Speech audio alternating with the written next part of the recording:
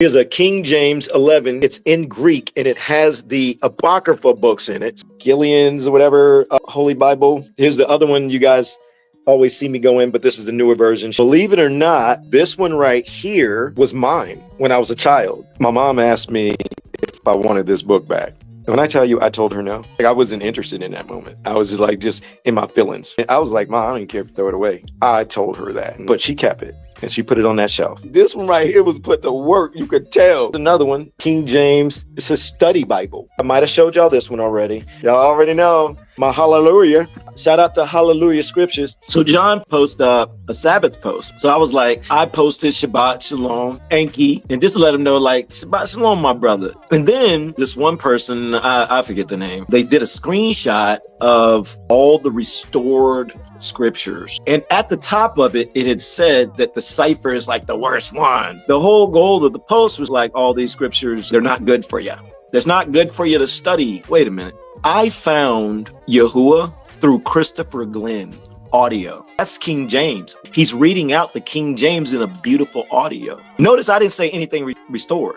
At that time, I didn't know nothing about Hebrew. At the time, I didn't even know that I was Hebrew. At the time, I didn't know I was from the tribe of Yehuda. I didn't know none of this. All I know during that time frame, I was a broken man and I was desperately trying to get answers and clarity. And you know, in scriptures, what does Yahuwah say? He finds you in your what? Your tribulations. And clearly that's what happens. I'm listening to Christopher Glenn in the beginning stages. What I noticed was there was stuff being said that the church isn't talking about, and that baffled me. I didn't know how to compute that. I second guessed myself. You know how they say you can lean on your own understanding? I was in that process and I was open enough to ask myself and Yahuwah, am I leaning on my own understanding? The stuff that I'm hearing, is it wrong? Am I doing something wrong? How do you do this, Yahuwah? That was in the book of Jeremiah that caught my attention. Keep in mind, Jeremiah in the King James Version, what is it saying? It's saying Lord, God, L-O-N-O-P,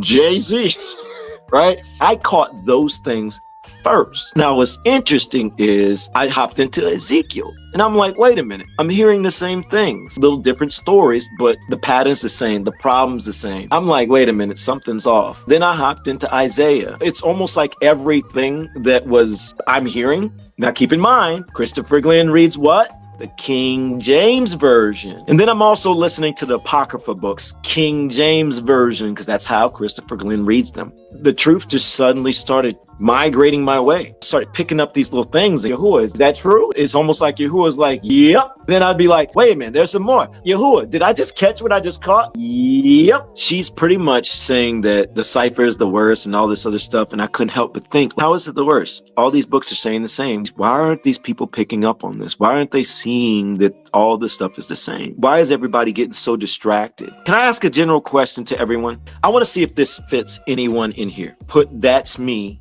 if this applies to you. If you are a person to where when you started to really want to seek Yahuwah, you wanted to make sure that you had the proper information. So you wanted to focus on the Bible that would be the most accurate, that won't deceive you. So instead of just hopping into the book, you kind of paused and you went more on a week, 2 week, 3 week, 4 week search for the right Bible. Let me know in the comments if that's you.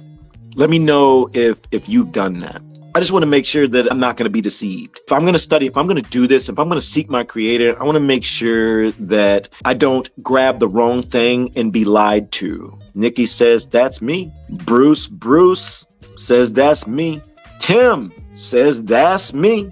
Andreas, what's up, sis? She says, that's me. Man, look at all these people. That's me. It's a lot of y'all. This is my point. This is what I was trying to tell the young lady in the comments. She got offended and she said that she forgave me and that I need to give her a public apology for judging her. What she was doing was she was being a stumbling block. Posting content like that, trying to say that these books are not good, can create a person to pause and freeze and be afraid to even touch the book.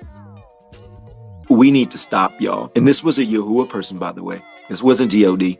This was a Yahuwah person. Guess what book was in that list?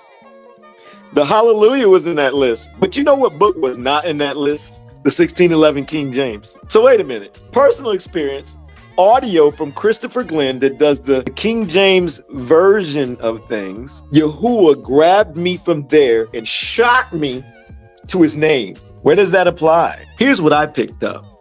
All these books are telling you the same. Yahuwah people, for the ones that get it, please do me a favor. Hear me on this. Stop focusing on the proper Bible and focus on encouraging people to get into the word. The more we try to say the cipher's better, this is better, you're keeping people from the truth. You're keeping people from trying to get to know your creator. We have to just focus on trying to share the truth. The truth is hidden everywhere, everywhere. Really wanted to show y'all this. I'm gonna read the same verse, different scriptures. Let's see if they're all gonna tell us the same. If they're telling us the same and they're just coming at it at a different angle, my point is, you just got to understand the story. If you don't understand the story, you're gonna get the seed, period. It's not the book. And it starts with knowing the name. If you understand the name, you understand what's really popping off. If you don't understand the name, you're going to increase your chances of being stuck in the sauce. I wanted to call out Jupiter and the priests of Jupiter because they're still in play today.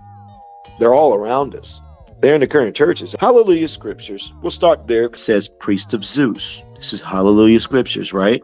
Barnabas was called Zeus and Paul was called Hermes. That's what the Hallelujah says. We just want to identify some words. Let's see here. I just want to see consistencies. Acts, we're at page. Barnabas, Zeus right here, and they called Paul Hermes. All right, priest of Zeus talk there. This is my Bible from when I was a child, Acts 14. And they called Barnabas Jupiter. Wow, this has been here since I was a child. It's been sitting there the entire time, and I was never interested in this book. Y'all see it? Y'all see it? Y'all, this is going to change content. The similarities and the differences between all these books.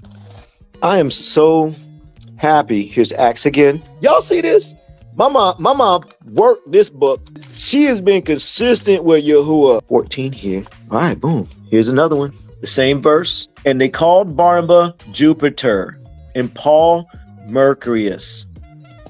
So here we are. 1, 2, 3, 4 books. My point is telling you the same stuff. The problem is we're not opening the book. If y'all feel like this needs to be heard, can you please share this? Here's what I told this person. You're going to confuse people.